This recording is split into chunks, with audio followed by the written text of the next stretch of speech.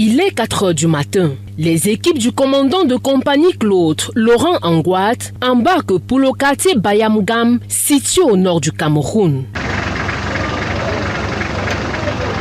Une fois sur place, la patrouille sillonne les artères du quartier et fouille M. Tout le monde. Quelques minutes, 31 personnes sont interpellées. 43 motos, pièces de monnaie en quantité, des armes blanches et plusieurs téléviseurs. La grande particularité dans ce quartier, c'est la découverte dans un domicile d'une cache de pièces détachées de motos, un certain nombre de châssis de motos et autres pièces qui laissent souvent présager que ce sont des endroits où les motos volées sont dépiécées et retransformées pour être mises sur le marché. Quelques heures plus tard, l'opération se déploie en B, ville située au nord de Gaoundéry. Cette fois-ci, sur un site d'appaillage artisanal. Le bilan est lourd. 70 personnes interpellées, dont 60 sans saignée, 18 motos, 25 bidons de carburant frélatés, 12 groupes électrogènes et un stock important de téléphones saisis. L'opération coup de poing,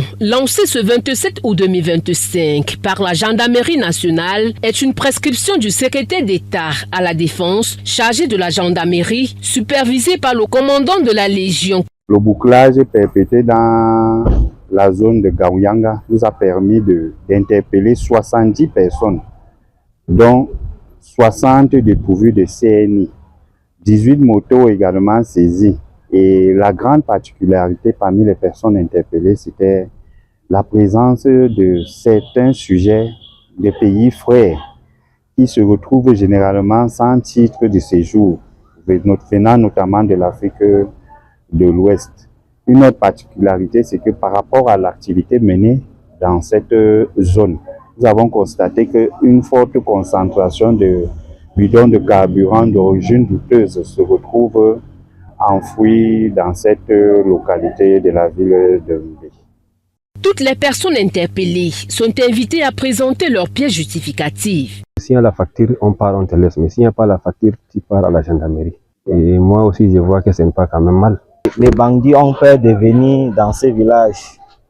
Et ça fait qu'il n'y aura plus de dégâts dans le quartier. Il n'y aura plus les morts, les vols. Vraiment, j'apprécie que la gendarmerie nous assiste chaque semaine. Le commandant de la Légion Claude Laurent Angouat appelle la population à une franche collaboration avec les forces de l'ordre. L'objectif, frapper fort contre l'insécurité dans la Damawa.